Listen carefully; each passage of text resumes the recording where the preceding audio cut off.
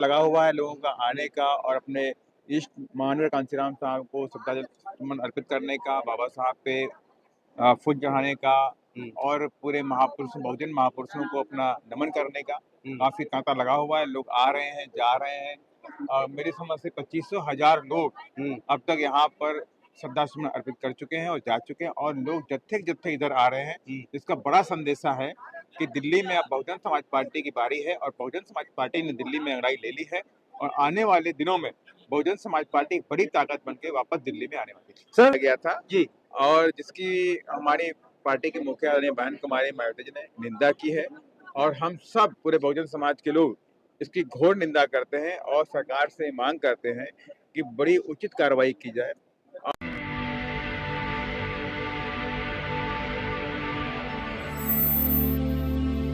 जय भीम। मैं मेवालाल और आप देख रहे हैं बहुजन समय।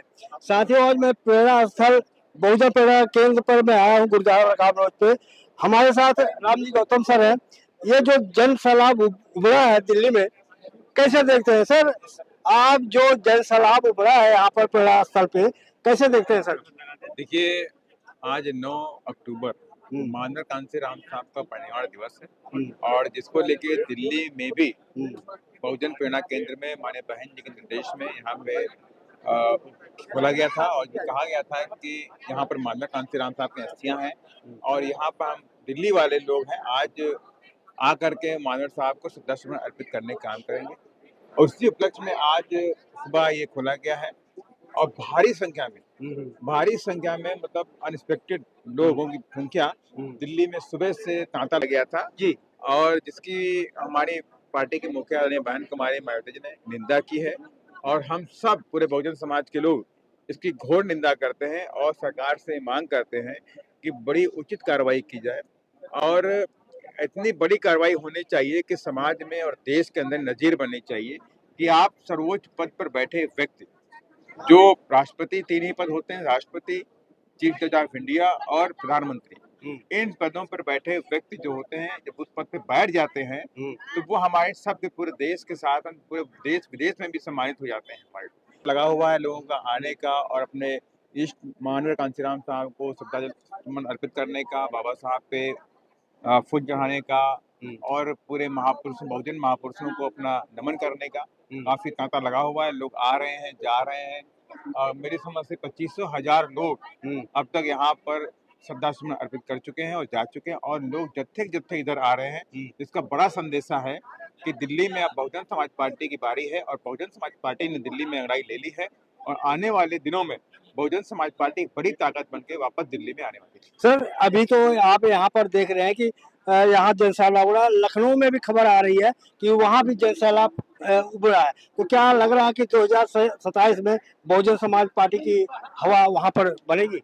निश्चित तौर से 2027 में जो आज का जो रैली हुई कि माननीय बहन जी के निर्देश में आह्वान पर देश के उत्तर प्रदेश के लोग कोने कोने से गांव-गांव से निकल के उमड़ पड़े हैं और जबकि वहां पे शासन प्रशासन और सिस्टम ने पूरी तरह से रैली को फेल करने का प्रयास किया, उसके बावजूद भी इतिहास बना दिया आज की रैली ने माननीय बहन जी के निर्देश में। हर बार के रिकॉर्ड को तोड़ करके आज नया रिकॉर्ड बीएसपी ने बनाया है। तो ये आने वाला संदेशा है कि ये बीएसपी की जो अंगड़ाई है और बीएसपी की नीली क्रांति की जो अंगड़ाई है वो आगे बढ़ चुकी है। निश्चित तौर से 2027 में माननीय बहन जी पूर्ण बहुमत की सरकार बनाएंगे और मुख्यमंत्री का पद ग्रहण करेंगे। सर, कहा जाए सपना तो नहीं देख रहे हैं आप लोग?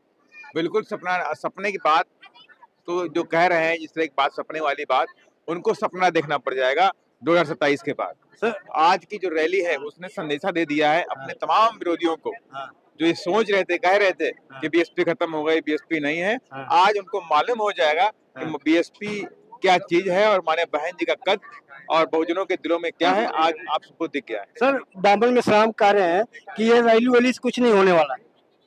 अब वो ऐसे लोग तो उल्टी पुल्टी बातें करते रहते हैं और वो तो माननीय कांशीराम साहब ने कहा था कि जिनसे हमारी लड़ाई है उनको तो हम बहुत पहले ही हरा चुके होते। दुखद है कि हमारे ही लोग उनका समर्थन कर देते हैं पीछे से जाकर के। तो हम उनकी संख्या, उनकी गिनती उन लोगों में करते हैं जो कहीं ना कहीं से विरोधियों को ताकत देने का काम करते हैं। सर, वो करें स्टाम्प पेपर से लिख लो बहन जी का भविष्य खत्म है। मैं कहता हूँ स्टाम्प पेपर पर लिख लो, 2027 में मान्य बहन जी 300 सीटों को साथ में आ रही हैं और मान्य बहन जी मुख्यमंत्री बने। जी लास्ट में एक सवाल हो सर, अभी सर गवई साहब के ऊपर है उछाला गया तो ये एक बहुत बड़ा मारने का प्रयास किया गया था जी और जिसकी हमारी पार्टी के मुखिया आदरणीय बहन कुमारी मायावती जी ने निंदा की है और हम सब पूरे बहुजन समाज के लोग इसकी घोर निंदा करते हैं और सरकार से मांग करते हैं कि बड़ी उचित कार्रवाई की जाए और इतनी बड़ी कार्रवाई होनी चाहिए कि समाज में और देश के अंदर नजीर बननी चाहिए कि आप सर्वोच्च पद पर बैठे व्यक्ति, जो राष्ट्रपति 3 ही पद होते हैं, राष्ट्रपति, चीफ जज ऑफ इंडिया और प्रधानमंत्री, इन पदों पर बैठे व्यक्ति जो होते हैं जब उस पद पर बैठ जाते हैं तो वो हमारे सबके पूरे देश के साथ पूरे देश विदेश में भी सम्मानित हो जाते हैं हमारे। अगर उनके सम्मान में उनके पद पे कोई ठेस पहुंचाएगा तो उसे बख्शा नहीं जाए।